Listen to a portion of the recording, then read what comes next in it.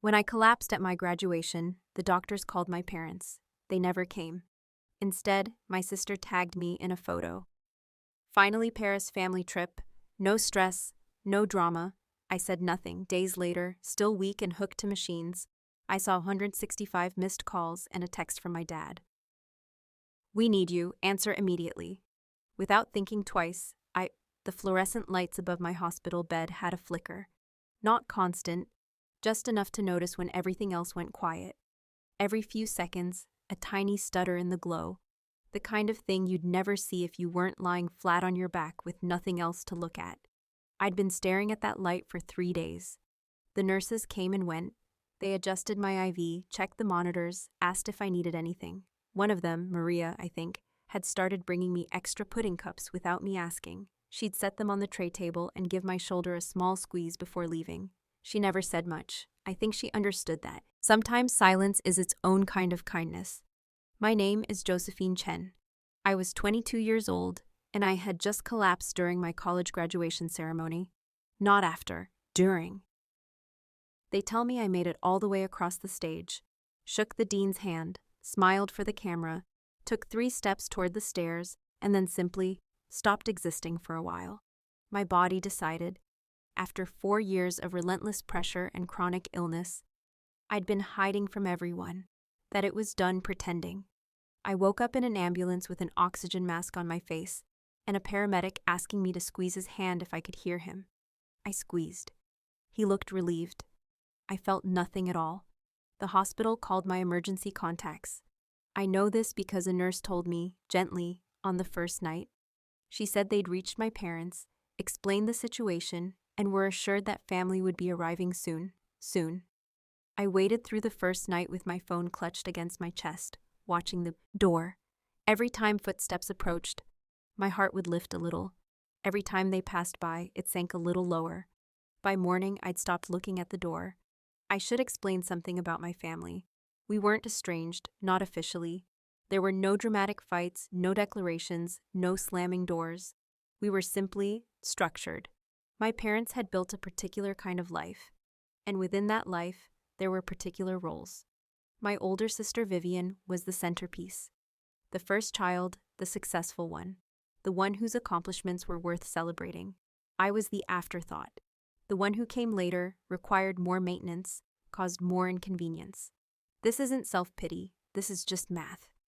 Vivian's first car was a BMW, bought new for her 16th birthday. Mine was a 12-year-old Honda Civic that my uncle was going to junk anyway. Vivian's college tuition was paid in full, no questions asked. I had a partial scholarship and 3 jobs. Vivian's wedding, 2 years before my collapse, cost my parents $90,000. They'd complained about the expense of my cap and gown. I learned early that love in my family was a finite resource, and Vivian had already claimed her share. On the second day, I was strong enough to hold my phone properly. The doctors said I was severely dehydrated, anemic, and showing signs of chronic exhaustion. They used the phrase, "Your body was running on empty," and looked at me like I should have known better. Maybe I should have. But when you're working 3 jobs to pay rent while finishing a double major in biochemistry and economics, sleep becomes a luxury you can't afford. I opened Instagram out of habit, scrolled past photos of classmates celebrating their graduations, their proud families, their champagne toasts. And then I stopped. My sister had posted a photo. It was a family portrait.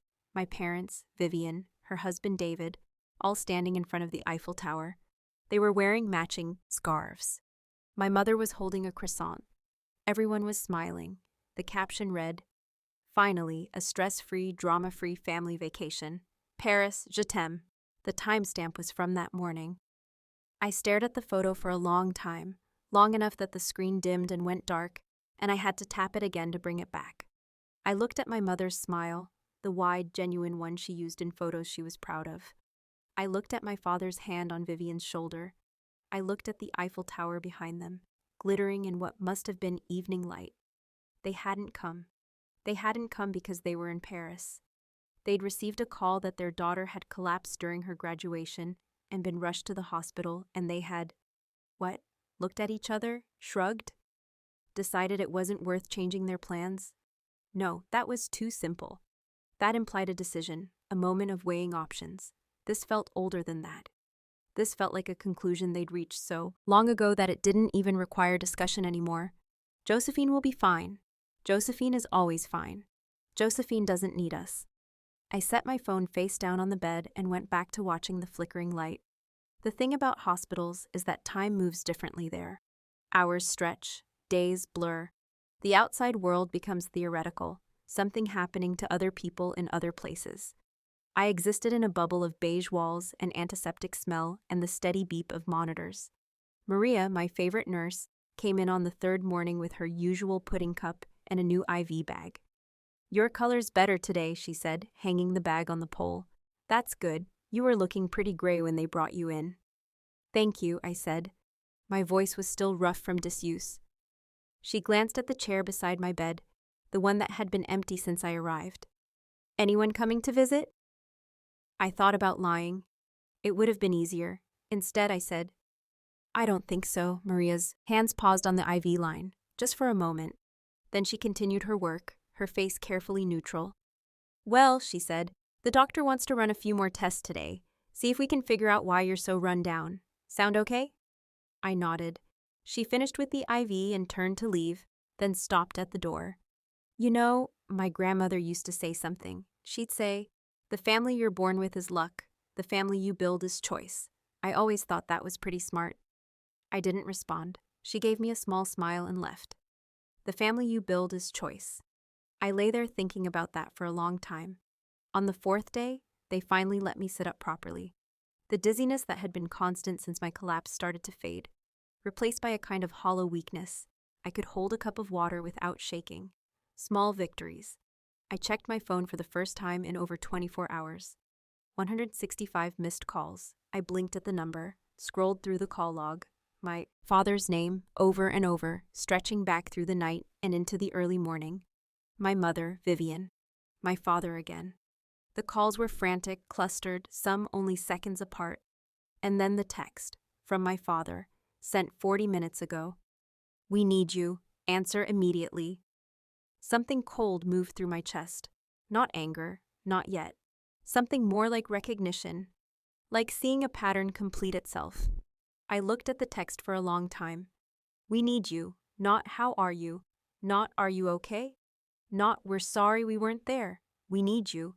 They needed something from me.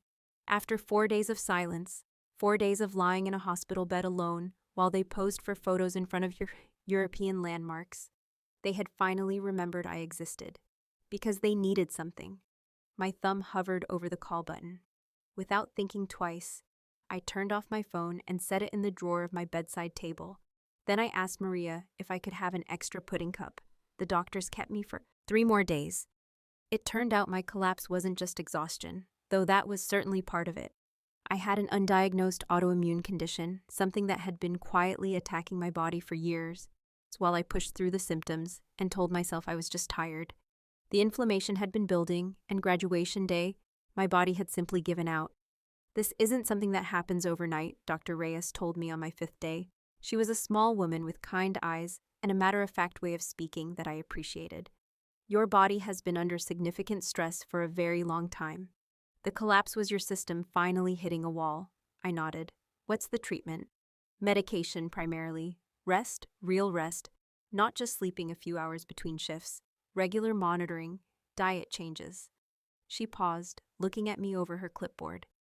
"Miss Chen, I have to ask, do you have support at home? Someone who can help you during recovery?" I thought about my empty apartment, my 3 jobs, the Paris photo. "I'll figure it out," I said. Dr. Reyes's expression suggested she understood exactly what that meant.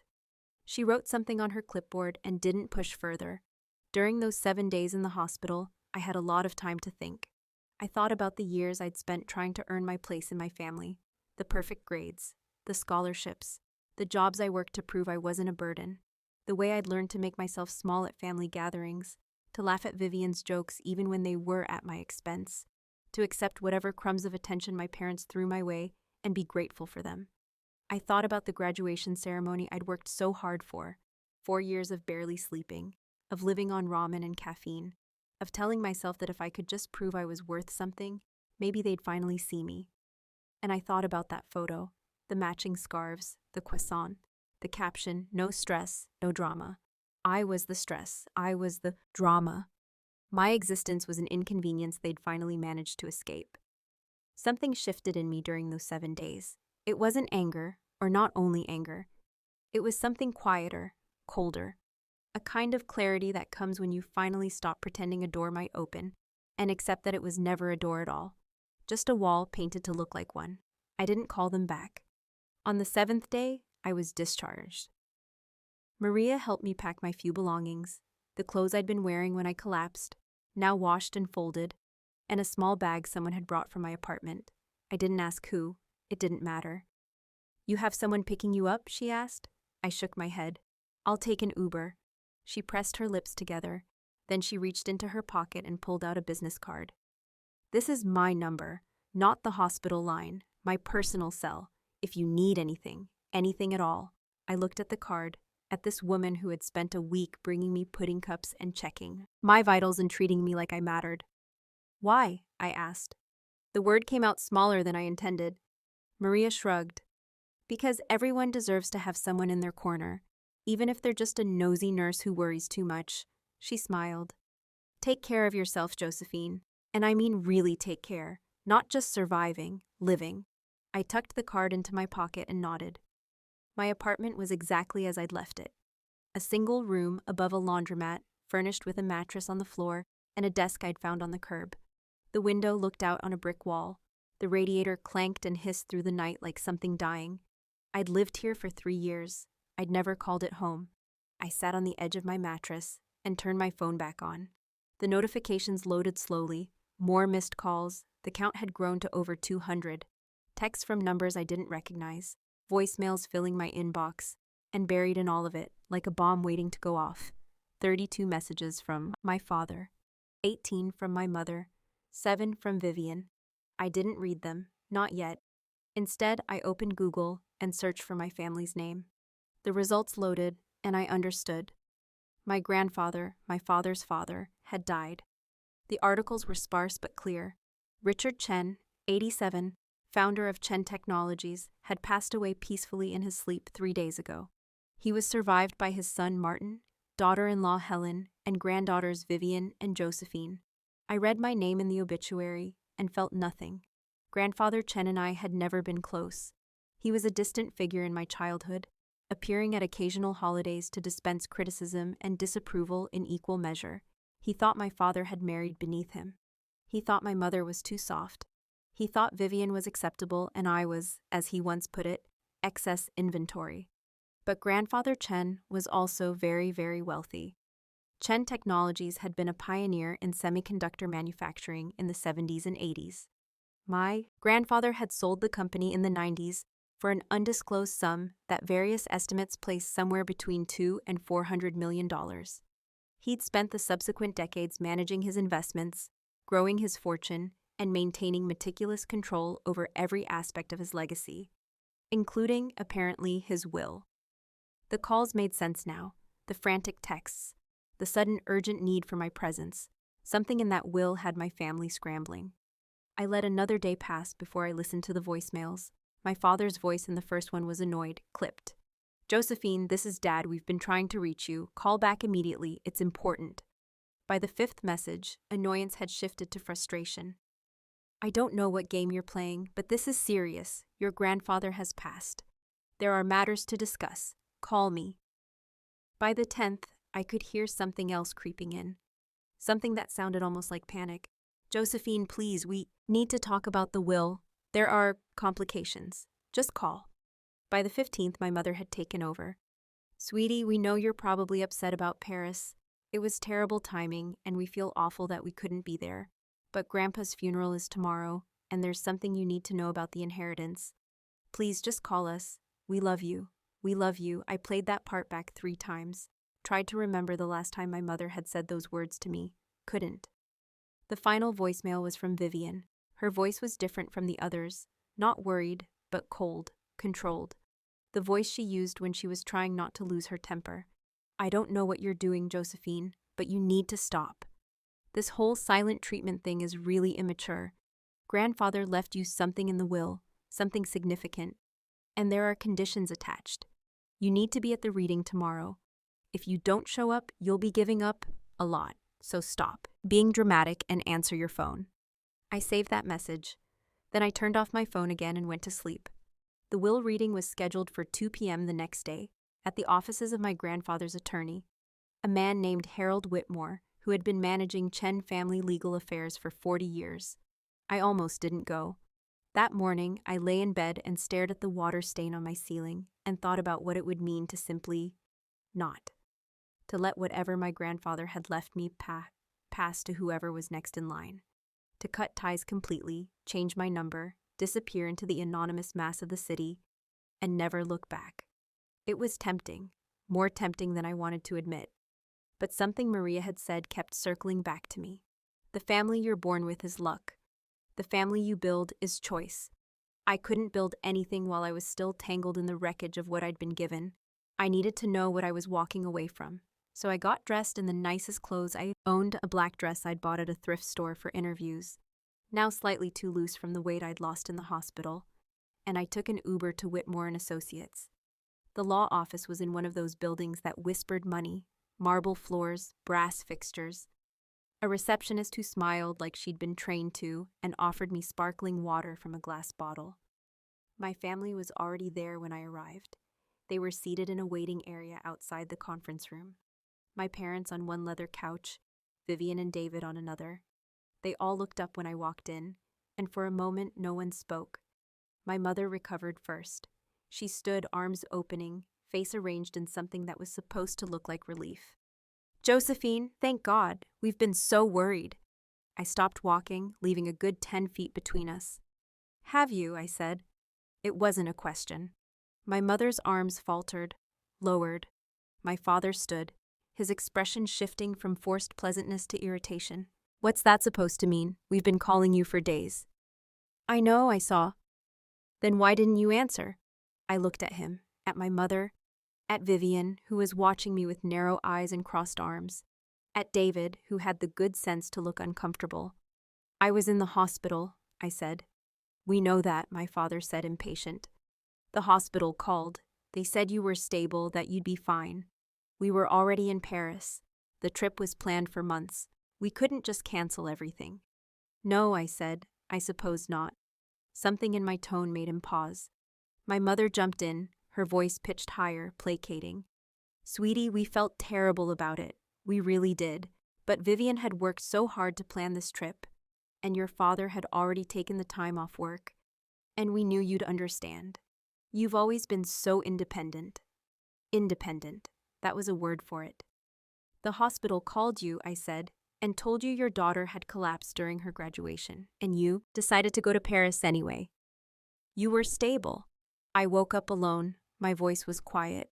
I wasn't yelling. I didn't need to. I spent 7 days in the hospital without a single visitor. The nurses felt sorry for me. They brought me extra pudding cups because no one else was bringing me anything. My mother's face crumpled, but my father's jaw tightened. "Don't be dramatic," he said. "We're here now, aren't we? We came back as soon as we heard about your grandfather."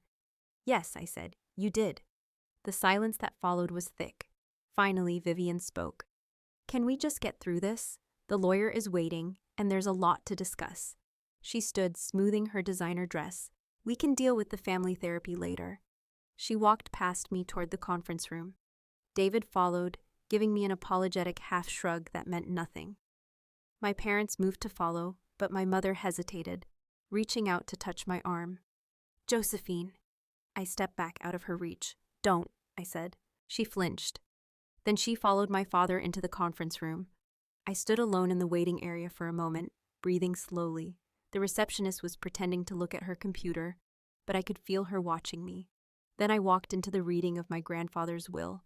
Harold Whitmore was a small man with wire-rimmed glasses and the calm, measured manner of someone who had seen every possible permutation of family drama over his decades-long career. He waited until everyone was seated. My parents and Vivian on one side of the long conference table, me on the other, before opening a leather folder and beginning to speak. "Thank you all for being here. I know this is a difficult time." His eyes moved over each of us in turn. Mr. Chen was a meticulous man, and his estate planning reflects that. This reading will cover the primary bequests. There are additional documents for specific assets, which we can discuss individually afterward. He paused, adjusted his glasses. I'll begin with the standard distributions. To my son Martin Chen, I leave the sum of $500,000 to be distributed in quarterly installments over a period of 5 years. I watched my father's face. A muscle twitched in his jaw. $500,000. It sounded like a lot, until you considered that my grandfather's estate was worth an estimated $400 million. To my daughter-in-law Helen Chen, I leave the sum of $250,000, under the same distribution terms. My mother's hands tightened in her lap. To my granddaughter Vivian Chen Morrison, I leave the sum of $1 million, plus the property located at 445 Lakeview Drive, valued at approximately $2.3 million, plus the contents of safety deposit box number 1147 at First National Bank. Vivian's expression shifted, relief mixed with something hungrier. $3 million, plus whatever was in that safety deposit box, a good inheritance? A significant inheritance, but not the inheritance she'd been expecting. Whitmore turned a page. His eyes lifted briefly to meet mine. To my granddaughter, Josephine Chen. The room went very still. I leave the entirety of my residual estate, including all remaining financial assets, investment portfolios, real estate holdings, and intellectual property rights, estimated at a current value of $372 million. The words hung in the air. No one moved. I heard my mother make a small sound, something between a gasp and a whimper. Vivian's face had gone white. My father was staring at Whitmore as if the man had just spoken in an alien language. That's, my father started. Whitmore held up a hand. Please allow me to finish. There are conditions. He turned another page. Mr. Chen's will includes the following stipulations regarding the residual estate. Quote, this bequest is conditional upon Josephine Chen demonstrating her independence and self-sufficiency, as evidenced by her graduation from an accredited 4-year university and maintenance of independent living without financial assistance from the Chen family for a period of not less than 3 years. If these conditions are met at the time of my death, the bequest is to be distributed in full with no further requirements. Whitmore looked at me. Miss Chen, I have documented evidence that you graduated from Stanford University 4 days ago and that you have lived independently without family financial support for the past 4 years. You have met the conditions of the bequest. $372 million. I sat very still, trying to make the number make sense, trying to reconcile it with everything I knew about my grandfather, the cold man who had called me excess inventory, who had ignored my birthdays, who had once told my father that sending me to private school was a waste of money. This is insane. Vivian's voice cracked through the silence like a whip. This has to be a mistake. Grandfather barely even knew her. He couldn't. I assure you, Mrs. Morrison, there is no mistake. Whitmore's voice was calm. Mr. Chen revised his will 18 months ago with very specific instructions. He was of sound mind, and the document has been thoroughly vetted. Revised it? What could possibly? Perhaps, Whitmore said. This will clarify. He reached into the folder and withdrew an envelope. It was cream-colored, heavy paper with my name written on the front, in handwriting I vaguely recognized as my grandfather's. Mr. Chen left this letter to be read aloud at the will reading, in the event that his conditions were met. Whitmore turned the envelope over. He was quite insistent. He opened it, unfolded the pages inside, and began to read. To Josephine, if you are hearing this letter, then 2 things are true. I am dead, and you have proven yourself to be exactly who I believed you could become. You do not know me well. This is partly by design and partly by cowardice. I have watched you from a distance for most of your life, and I have done so in silence because I did not trust myself to do otherwise. I am not a good man, Josephine. I have never been particularly kind or warm, but I have always been observant. When you were 6 years old, your family came to my house for Christmas. Your sister spent the evening showing off the gifts she had received, a doll that could sing, I recall, and some sort of electronic toy that made an appalling amount of noise. You sat in the corner of my study with a book about dinosaurs that you had found on my shelf. When I asked you why you weren't playing with the others, you told me that dinosaurs were more interesting than dolls because they had been real. I have thought about that conversation many times over the years. I watched you grow up in the shadow of your sister. I watched your parents pour their attention and resources into Vivian while treating you as an afterthought. I watched you learn to expect nothing from them. And I watched you refuse to let that expectation define you. When you were 14, you told your father you wanted to apply to Stanford. He laughed and said you were not Stanford material. 3 years later, you were accepted with a partial scholarship. Your parents did not attend your send-off. I attended, from a distance. I watched you load your own suitcase into a taxi and leave for the airport alone. I watched you not cry. That was when I began to revise my will. Josephine, I have made many mistakes in my life. I have been cruel to people who did not deserve it and kind to people who did not appreciate it. I have valued money over love, control over connection. These are sins I cannot undo, but I can do this. Your family has treated you as though you are worth less than your sister. They have taken your resilience as license to ignore you, your independence as evidence that you do not need them. They have been wrong. You are the strongest person in this family. You have always been. This money is not a gift. It is not charity. It is not even precisely an inheritance. It is compensation. It is what you have earned by surviving a family that did not deserve you, and what you will use to build a life that does. I have one request, not a condition, just a hope. Do not let them take this from you, not the money, but what it represents. You owe them nothing, not forgiveness, not reconciliation, not a single moment of your time. Walk away. Build something beautiful. Be free. You were never excess inventory, Josephine. You were the only thing in this family worth keeping. Richard Chen. Whitmore folded the letter and returned it to its envelope. He slid it across the table to me. I picked it up. My hands were shaking. Across the table, my family sat in various states of shock. My mother had tears running down her face. My father's expression had passed through anger and settled into something that looked almost like physical pain. Vivian was looking at me like she'd never seen me before, like I had transformed into something alien, something dangerous, something that had just stolen everything she'd assumed was hers. This is outrageous. My father's voice was hoarse. Harold, there has to be some kind of challenge, undue influence, diminished capacity, something. Whitmore shook his head slowly. Mr. Chen anticipated this possibility. He underwent multiple independent psychological evaluations in the months before his death, all of which confirmed his mental competency. He also compiled extensive documentation of his reasons for this distribution, including— He paused, consulting his notes, video recordings of family events over the past 20 years, copies of emails and financial records, and sworn statements from several witnesses regarding the treatment of Miss Chen by her immediate family. What witnesses? My mother's voice was barely a whisper. I am not at liberty to disclose that information, but I assure you the evidence is substantial. Whitmore closed his folder. Mr. Chen's will is legally sound. Any challenge would be lengthy, expensive, and in my professional opinion, unsuccessful. The room fell silent. I looked at the letter in my hands, at my name written in an old man's careful script. Then I looked at my family. My mother was still crying, but there was something performative about it now, something calculated. My father was mentally cataloging options, strategies, angles of attack. And Vivian was looking at me with pure, undisguised hatred. You planned this, she said. Her voice was low, trembling with fury. You manipulated him. You made him think we were treating you badly, and you manipulated him into giving you everything. I stared at her.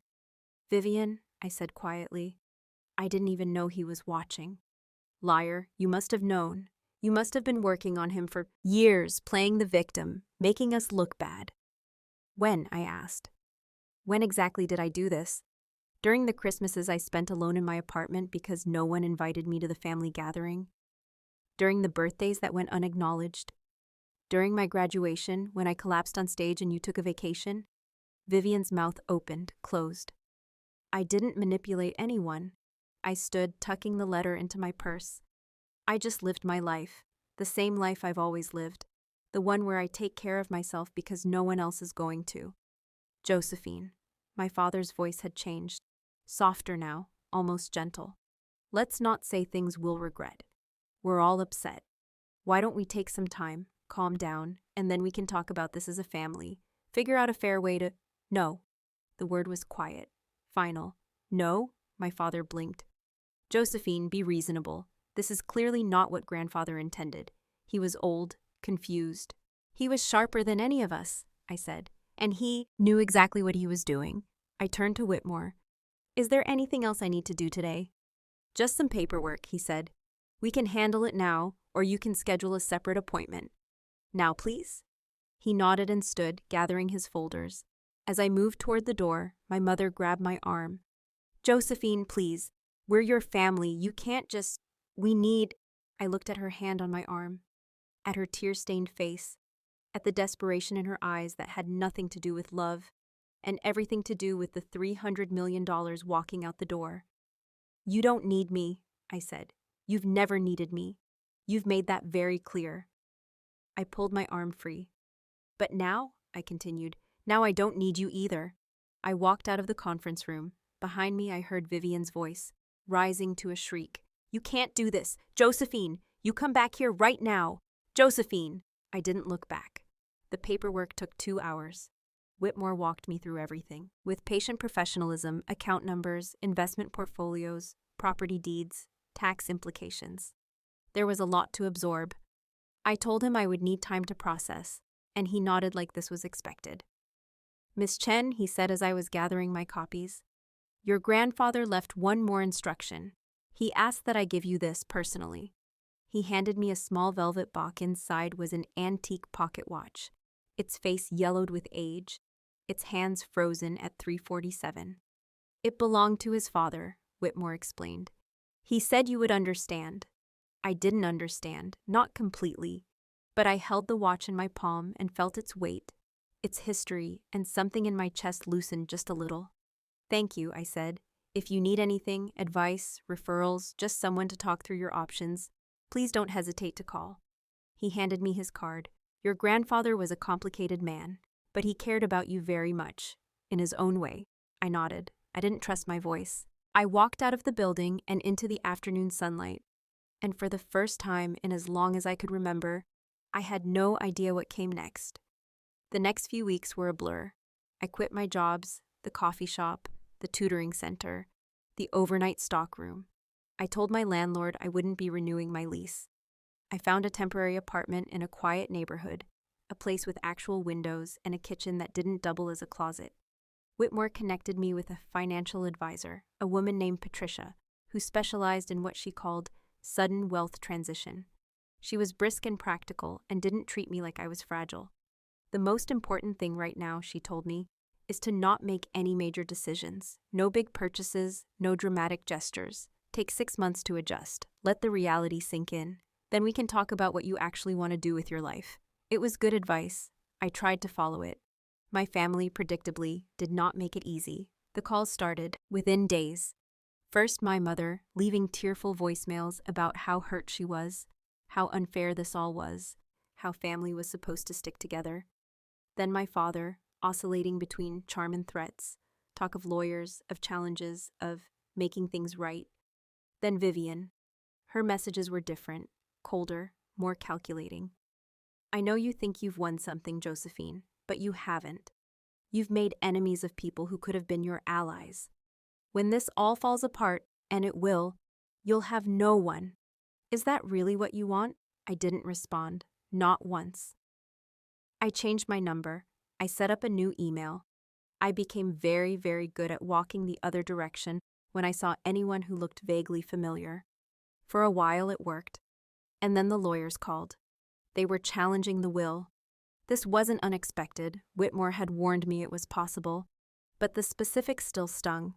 My family's attorney was arguing diminished capacity, alleging that my grandfather had been manipulated by an unknown party, me obviously, into changing his will in ways that defied his clear lifelong intentions. They're claiming that his previous will, which left the majority of the estate to your father, represented his true wishes, Whitmore explained over the phone. They're positioning the revised will as an aberration caused by mental decline. But you said he was evaluated? He was multiple times. The evaluations are thorough and unambiguous, but your family's attorney is very good at what he does. He's filed motions to have the evaluations reviewed by their own experts. He's subpoenaing witnesses. He's building a narrative. I sat in my new apartment, watching dust motes float through a beam of afternoon light. What do? You fight, Whitmore said simply. If you want to keep what your grandfather left you, you fight. And if I don't want to fight, there was a pause. Then you lose. Not legally, necessarily. I believe we would win in court, but emotionally, practically. You would spend the next several years of your life in litigation. Depositions, hearings, media attention. Your family's attorney has already reached out to several tabloids. They're framing this as a story about a gold-digging grandchild who manipulated a dying old man. I closed my eyes. Josephine, Whitmore continued, his voice gentle, I knew your grandfather for 40 years. He anticipated this. He knew his son would fight.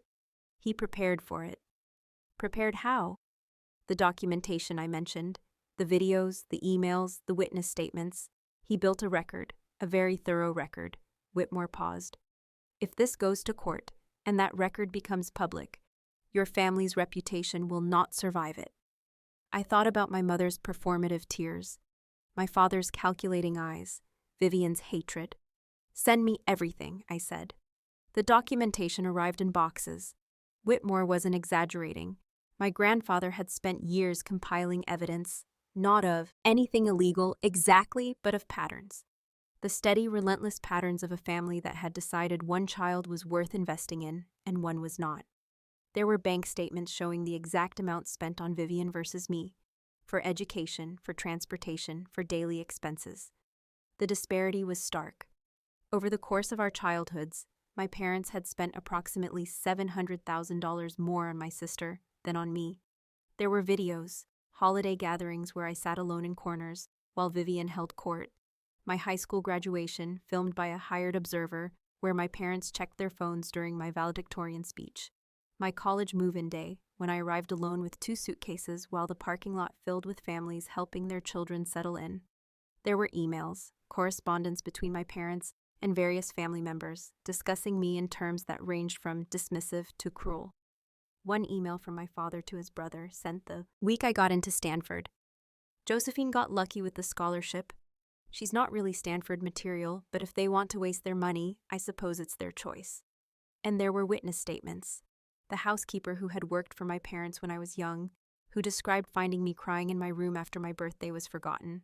A teacher who had called my home repeatedly about concerning signs of neglect and was told not to worry. A neighbor who had watched me walk home alone in the rain at age 9 while my mother drove Vivian to a dance recital. I read everything. It took me 3 days. I didn't eat much. I didn't sleep much. I just sat in my apartment with those boxes, reading through the documented history of my own abandonment, and I felt something inside me go very quiet.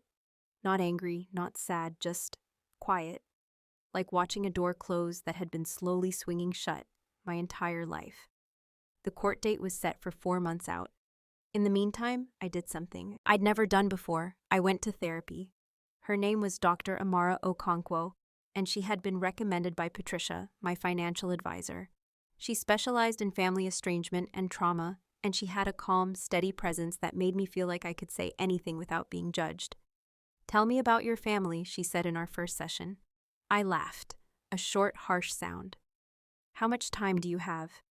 All the time you need. So I told her, not everything, not all at once, but pieces. The Paris photo, the hospital, the will, the boxes of documentation sitting in my apartment like unexploded bombs. When I finished, she was quiet for a long moment. Josephine, she said finally, how do you feel? I stared at her. How do I feel?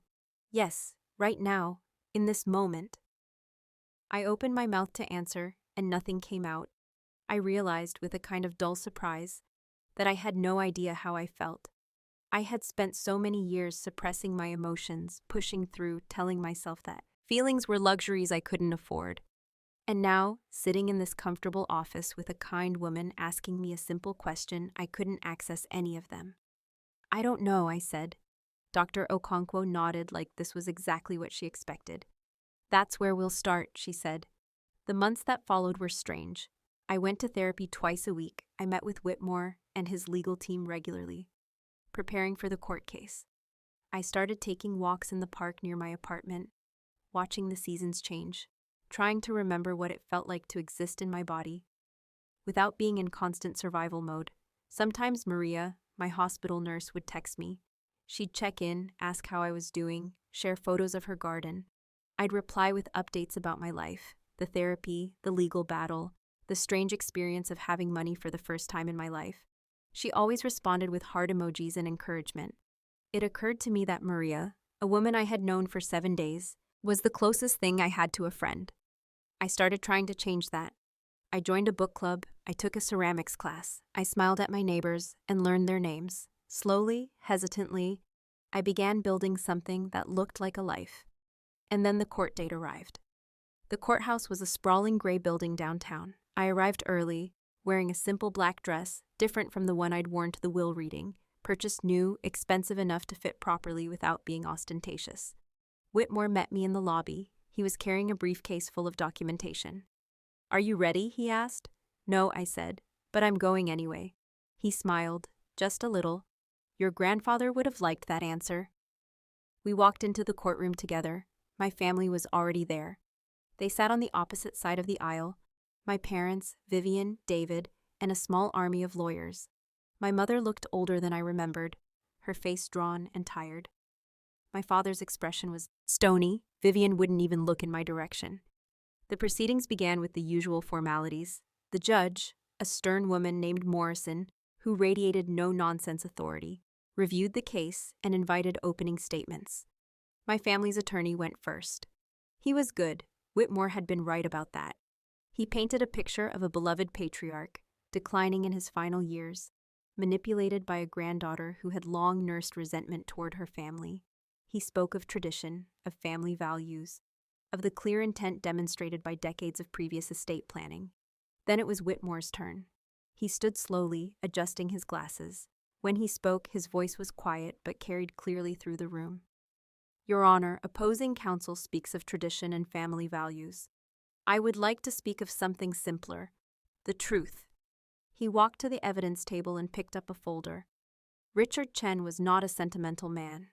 He was not given to impulse or sentimentality. What he was above all else was precise, meticulous, a man who left nothing to chance. Whitmore opened the folder. When he revised his will 18 months ago, he did so after extensive deliberation. He consulted multiple attorneys. He underwent voluntary psychological evaluation, and he compiled this. He held up a thick binder. This is Richard Chen's documentation of the treatment of his granddaughter Josephine by her immediate family. It includes financial records, video evidence, written correspondence, and sworn witness statements. It represents years of careful observation and collection. Whitmore set the binder on the table. Opposing counsel would have you believe that Richard Chen was manipulated, that his revised will was the product of mental decline and undue influence. But the evidence tells a different story. The evidence tells the story of a man who watched his son and daughter-in-law systematically neglect one grandchild while lavishing resources on another. A man who documented this pattern over decades. A man who, in his final years, chose to correct an injustice that had been allowed to persist far too long. He turned to look at my family. This is not a case about manipulation. This is a case about a father who looked at his son and found him wanting. About a grandfather who recognized that blood does not guarantee love, and that family is not always who we wish it to be. Whitmore returned to his seat. We are prepared to present the full contents of Richard Chen's documentation to this court. We believe once the evidence is reviewed, there can be no question of his intent or his reasoning. What followed was 3 days of testimony. The witnesses came one after another, the housekeeper, the teacher, the neighbor. Each one told their piece of the story, their voice in the tapestry of my childhood. I sat very still and listened as strangers described the things I had lived through, translating my pain into legal record. Then the videos were played. I had seen them in the boxes, but watching them in a courtroom was different. Watching my family's faces as the footage rolled, my mother at a birthday party, laughing with Vivian, while I sat alone at the far end of the table, my father at Christmas, handing Vivian a wrapped present, and barely acknowledging my existence. Vivian's wedding, where I was seated at a table in the back with distant relatives who didn't know my name. The judge watched impassively. My family's attorney objected, frequently, on various technical grounds. Most of his objections were overruled. By the end of the third day, the evidence had been presented. The judge called a recess for deliberation. I went home and sat in my apartment and waited. Maria texted me, "Thinking of you. Whatever happens, you've already won. You know your truth." I stared at those words for a long time. The verdict came 2 weeks later. The judge ruled in my favor. Her opinion was thorough, methodical, devastating. She found no evidence of diminished capacity or undue influence. She found instead a pattern of behavior by my family that she described as troubling, and a bequest that, while unusual, was entirely consistent with Richard Chen's documented wishes and reasoning. My grandfather's will stood. The $372 million was mine. I walked out of the courthouse into a gray afternoon, and I didn't feel triumphant. I didn't feel vindicated. I felt tired. I felt empty. I felt like I had spent my whole life climbing a mountain only to reach the top and discover that the view wasn't what I expected.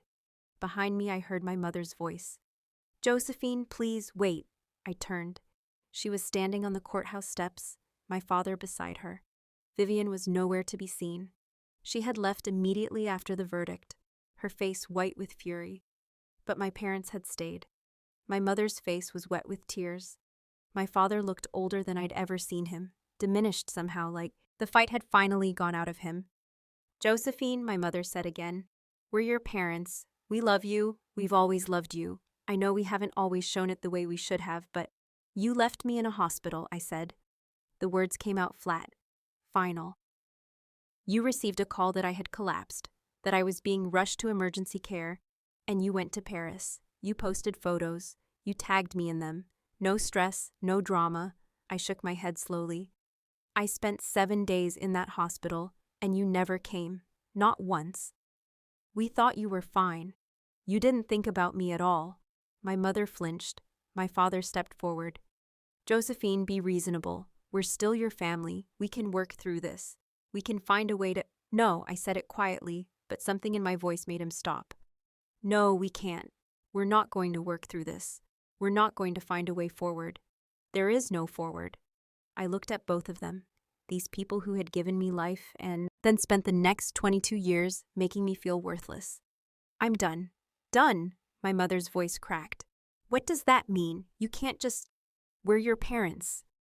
"You are my parents," I agreed, "but that doesn't mean you get to be my family." I turned and started walking away. "Josephine," my father called. "Josephine, you come back here. We'll contest. We'll fight. You can't just walk away from us." I kept walking. Behind me, I heard my mother crying. I heard my father's threats and bluster slowly fade into the ambient noise of the city. I walked until I couldn't hear them anymore. Then I kept walking. A year passed. I moved into a new apartment, a real one this time, with windows that faced a park and a kitchen with actual counter space. I continued therapy. I took classes, art history, creative writing, a language course in Japanese because I'd always wanted to learn. I traveled, quietly, alone, to places I'd only ever read about in books.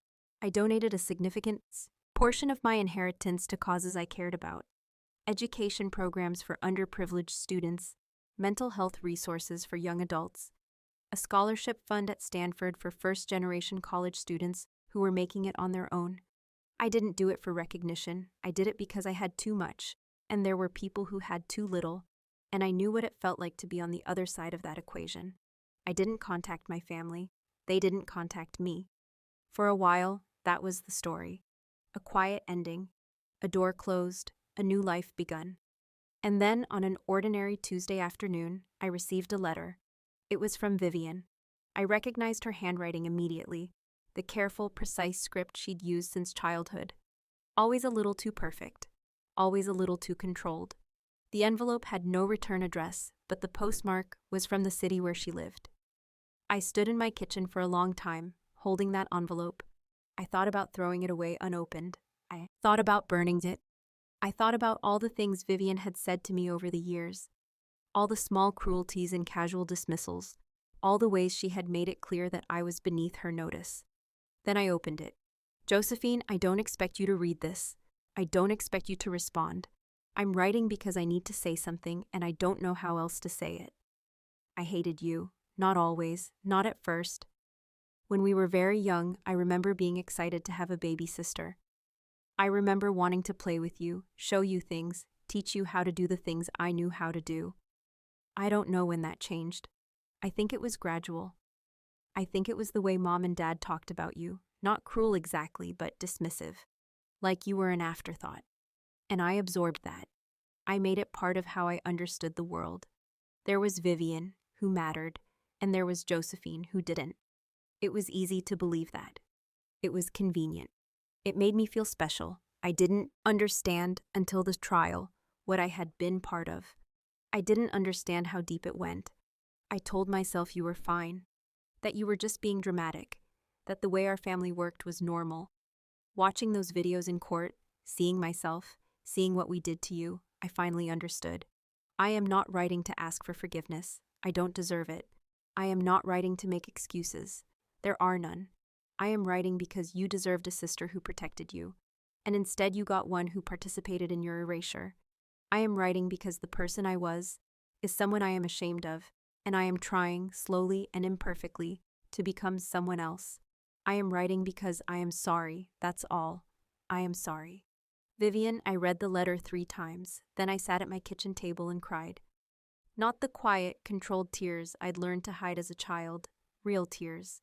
The kind that shake your whole body, the kind that feel like something breaking open inside you. I cried for the sister I'd wanted, for the family I'd deserved, for all the years I'd spent believing there was something wrong with me, something that made me unworthy of love. And when I was done crying, I felt something unexpected, not forgiveness, that would take longer if it came at all, but something like peace. I didn't respond to Vivian's letter, not immediately. I thought about it for weeks. I drafted responses in my head, in my journal, in the notes app on my phone. Some of them were angry, some of them were sad. Some of them were gracious in ways I wasn't sure I actually felt. In the end, I decided I wasn't ready. Maybe I would be someday. Maybe I'd reach a point where I could sit across from Vivian and have an honest conversation about the past. Maybe we'd find a way to build something new, something that didn't carry the weight of everything that came before. Or maybe I wouldn't. Maybe the distance would remain permanent. Maybe that letter would be the last communication we ever had. A closed loop, an ending that wasn't quite an ending. I didn't know. And for the first time in my life, I was okay with not knowing. 2 years after my grandfather's death, I stood on a beach in Portugal, watching the sun set over the Atlantic. I had come here alone, not because I was lonely, but because I wanted to, because I could, because I had learned, slowly and painfully, that solitude didn't have to mean isolation, that being alone wasn't the same as being abandoned. The water was cold on my feet. The sky was streaked with orange and pink. In the distance, I could hear music from a cafe, something soft and melancholy in a language I didn't speak. I thought about my grandfather, about the letter he'd left me, about the way he'd watched from a distance, gathering evidence, building a case for my worth when no one else would.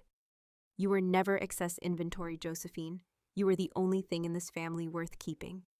I still carried that letter. It was tucked into a leather journal I brought with me everywhere, its creases worn soft from repeated unfolding. Some nights, I read it before I fell asleep. Some nights, I just held it.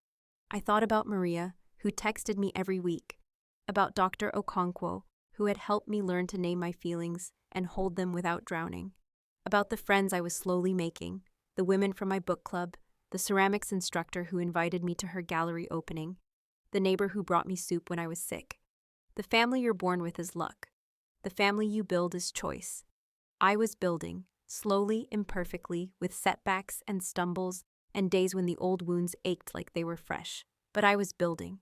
The sun dipped below the horizon, the sky faded to purple. I stood on the beach and felt the cold water on my feet and the warm breeze on my face, and I thought, I am okay. Not fixed, not healed, not finished, but okay. I have a photo from that beach. I took it myself, a selfie, which I never used to do. The photo I'm not smiling. I'm just looking at the camera with a calm, steady expression. Behind me, the sea stretches to the horizon. The light is golden. My hair is tangled from the wind. It's not a perfect photo. My face looks tired. You can see the faint remnants of the illness that put me in the hospital, the years of stress that left their marks. But my eyes are clear. I look for the first time, like someone who knows who she is. Sometimes people ask me about my family. It happens at parties, at dinners, in the casual conversations that fill the spaces of ordinary life.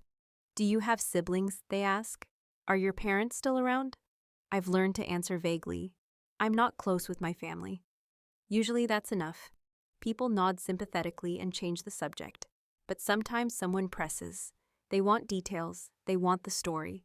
I don't tell them about the money. I don't tell them about the trial, the videos, the boxes of documentation. I don't tell them about the Paris photo or the hospital or the 165 missed calls. Instead, I say, my family and I have different values. We've chosen to live separate lives. It's true. It's incomplete. It's enough. Last month, I received a package. It was small, a padded envelope, no return address. Inside was a photograph. The photograph showed my grandfather as a young man, standing in front of a factory. He was smiling, actually smiling, which I'd never seen in any of the photos from when I knew him. He looked hopeful, eager, like someone who believed good things were possible. On the back of the photograph, in faded handwriting, was a note. First day at Chen Technologies. Everything starts here. 1959. There was nothing else. No letter, no explanation. I don't know who sent it. Maybe someone from my grandfather's past. Maybe a former employee. Maybe a family member I've never met. But I kept the photograph. I put it in my journal, next to his letter, next to the photo from the beach in Portugal. A young man who believed good things were possible. An old man who tried, in his final years, to make something right. A young woman standing on a beach, learning how to believe in herself. I'm 25 years old now. I have an apartment I love. I have friends who remember my birthday. I have a therapist I trust, and a life I'm building and a future I'm starting to imagine without fear. I have money, more than I'll ever need. I use it to help people. I use it to build programs and fund scholarships and support the kind of kids I used to be, the ones who were told they weren't worth the investment, who had to fight for everything, who learned too young that family isn't always safe. And I have this, a quiet life, an ordinary Tuesday afternoon, a cup of coffee and a book and a window overlooking a park where children are playing. I don't know what comes next. I don't know if I'll ever speak to Vivian or my parents or anyone from that previous life. I don't know if the wounds will heal completely or if they'll always ache a little, the way old injuries do when the weather changes. But I know this. When I collapsed at my graduation, the doctors called my parents. They never came. My sister tagged me in a photo, finally a stress-free family trip. No stress, no drama. I said nothing. Days later, still weak and hooked to machines, I saw 165 missed calls. A text from my dad. We need you. Answer immediately. Without thinking twice, I turned off my phone. And that small act, that single moment of choosing myself, was the beginning of everything. The pocket watch my grandfather left me still doesn't work. I had it examined by a specialist once. He said the mechanism was damaged beyond repair. Something had broken inside it long ago, and the parts needed to fix it simply don't exist anymore. I keep it anyway. It sits on my windowsill, its hands frozen at 3:47. I don't know what that time meant to my grandfather. Maybe nothing, maybe everything. But I like looking at it. I like the reminder that some things, once broken, can't be fixed. That sometimes all you can do is accept what's damaged and find a new way forward. The past is frozen, the future is unwritten. And me, I'm here, in the present. Learning every day how to live in it. This morning I woke up early. The light coming through my window was soft and gray, the beginning of dawn before the sun breaks through. I lay in bed for a while, just breathing, feeling the weight of my body against the mattress, listening to the distant sounds of the city waking up. I thought about the girl I used to be, the one who believed she was worthless, the one who worked herself to exhaustion trying to earn love that was never going to be given. the one who collapsed on a stage in front of hundreds of people because she didn't know how to stop. I thought about the woman I'm becoming, the one who is learning to rest, the one who is building connections, slowly and carefully, the one who is starting to believe for the first time that she might be worth keeping. They're both me, the girl and the woman, the past and the present. I got out of bed. I made coffee. I sat by the window and watched the sun rise over the park, and I thought, this is enough. This quiet morning, this cup of coffee, this life I'm building, piece by piece, from the wreckage of what came before. It's not perfect. It's not finished, but it's mine. There's a moment in every story where the main character is supposed to deliver some final wisdom, a lesson learned, a moral for the audience to take home. I don't have that. What I have is this. I survived. I'm still surviving. Some days are hard. Some days the old pain surfaces, and I have to sit with it, let it move through me, remind myself that I'm not that girl anymore. But more and more, I have good days too. Days where I laugh without thinking about it. Days where I feel genuinely like I belong in my own life. That's the story. Not a triumph, not a tragedy. Just a life, being lived. Just a woman learning how to be herself. If there's anything I've learned, it's this. We don't get to choose our families. We don't get to choose the circumstances of our birth, the people who raise us, the wounds we carry forward. But we get to choose what we do with all of it. We get to choose who we become. The sun is fully up now. The park is filling with joggers and dog walkers and parents pushing strollers.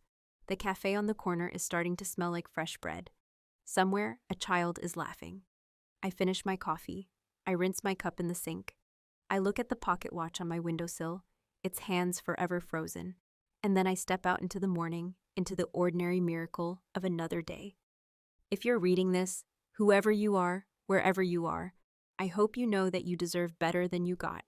I hope you know that the people who were supposed to love you and didn't, their failure says nothing about your worth, only about theirs. I hope you know that it's never too late to start over, to choose differently, to build the life you deserve, even if you have to build it alone. And I hope you know that you're not alone. Not really. Somewhere out there, there's a nurse who will bring you extra pudding cups, a therapist who will help you name your pain, a stranger who will become a friend. The family you're born with is luck. The family you build is choice. Choose well. Josephine.